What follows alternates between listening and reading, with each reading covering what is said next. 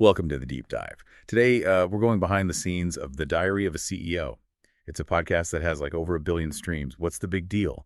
Well, it's like you're getting a VIP pass to the minds of some pretty fascinating people. They've climbed to the top of their fields. But it's not your typical business success stories. Yeah, you're right. It goes way beyond that. What's really interesting is the range they cover. We're talking like neuroscientists and even former spies, even experts on power dynamics, Like Robert Greene, he wrote The 48 Laws of Power. Yeah, that episode with Green really got me thinking. He goes into some pretty intense strategies for building confidence, persuasion, and navigating power structures. It's a little controversial, but let's be honest. Who hasn't been in a situation where they needed to like finesse a negotiation or pitch an idea? Green's insights could actually be helpful there. It's true. His work can be a bit Machiavellian, but understanding those dynamics is important in a lot of professional settings. Speaking of navigating complex situations, there's also a fascinating episode with a former CIA spy. Oh yeah, that one is full of intrigue.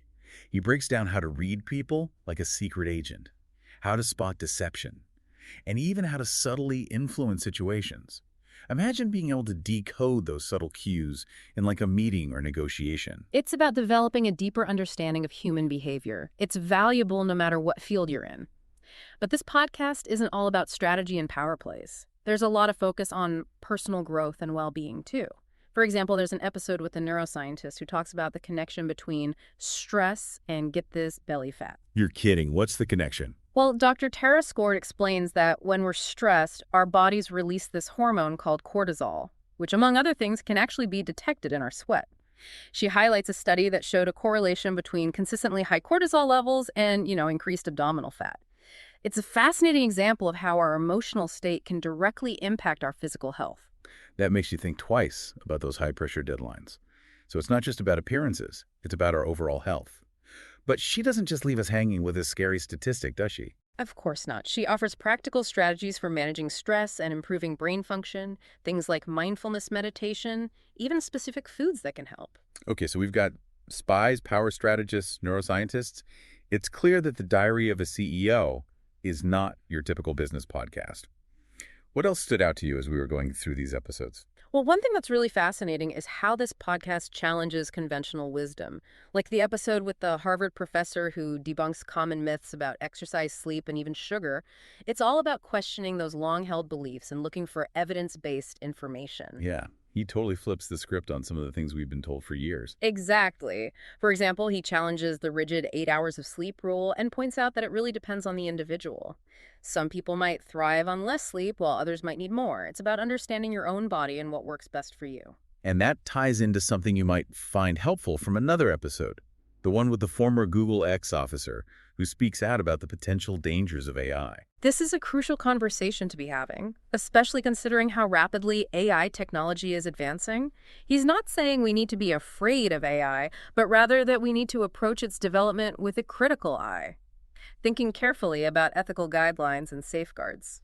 It definitely makes you think about the implications, both positive and potentially negative. Okay, so we've got a taste of some of the big ideas from The Diary of a CEO, but we've only just scratched the surface. Welcome back to our deep dive into The Diary of a CEO. We've just started to explore some of the thought-provoking guests and themes, and there's so much more to uncover. I'm with you. One thing that really resonated with me is how much this podcast emphasizes personal growth and mental well-being. It's not just about crushing in the business world. It's about taking care of yourself, both mentally and physically. Absolutely. It's about recognizing that true success is holistic. It's not just your professional achievements, but also your emotional well-being and sense of fulfillment. Remember what Dr. Tara Swart said about stress? She highlighted the importance of things like mindfulness and meditation for managing stress and improving brain function. It's almost like she's saying you can't pour from an empty cup. If you're not taking care of yourself, it's going to show up in every aspect of your life. Yeah. From your work to your relationships. Exactly. And what's interesting is that even Robert Greene, who's often associated with this strategic, almost ruthless approach to power, acknowledges the importance of emotional intelligence. He argues that understanding your own emotions and motivations is key to navigating social dynamics effectively. That's a good point. It's not just about manipulating others. It's about knowing yourself and how you react in different situations. Right. And this theme of challenging conventional wisdom, it pops up again and again. Think about that Harvard professor debunking those health myths. He really encourages listeners to question assumptions, do their own research, and not just blindly accept what they've always been told. It's like he's giving us permission to be skeptical, which is so important in today's world. We're bombarded with information from all sides. Speaking of challenging assumptions, the episode with Mo Gaudat, the former Google X officer, really got me thinking. His take on the potential dangers of AI was pretty eye-opening. Yes, it's a conversation we need to be having. He's not saying technology is bad, but we need to be mindful of the ethical implications as AI becomes more and more powerful. He actually draws a parallel between AI and the story of King Midas, whose touch turned everything to gold. At first it seemed like a blessing, but it quickly turned into a curse. That's a great analogy. It reminds me of that old saying, be careful what you wish for. We might be creating solutions that ultimately create a whole new set of problems. Precisely. He argues that we need to be thinking about the potential consequences of our technological advancements right now, not after the fact. It's like we're at a crossroads where we get to decide how this technology shapes the future. And that's a huge responsibility. It is. And that brings us to another important thread running through the diary of a CEO, the importance of action. It's not enough to just listen to these episodes and be intellectually stimulated. It's about applying what you learn and making changes in your own life. You're so right. It's easy to get caught up in the ideas and forget to actually do something with them. What I love about the Diary of a CEO is that it's not just a podcast. It's a community.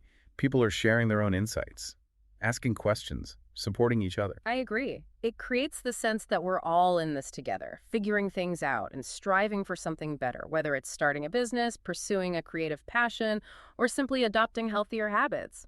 We can learn from each other's journeys. And that's what's so empowering about it. It's not just about individual success. It's about collective growth and creating a better future for everyone. Exactly.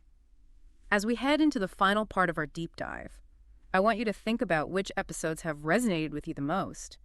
What are the key takeaways that you can actually apply to your own life? And what actions can you take to move closer to your goals? Remember, even small steps can lead to big changes over time. Welcome back to the final part of our deep dive into the Diary of a CEO.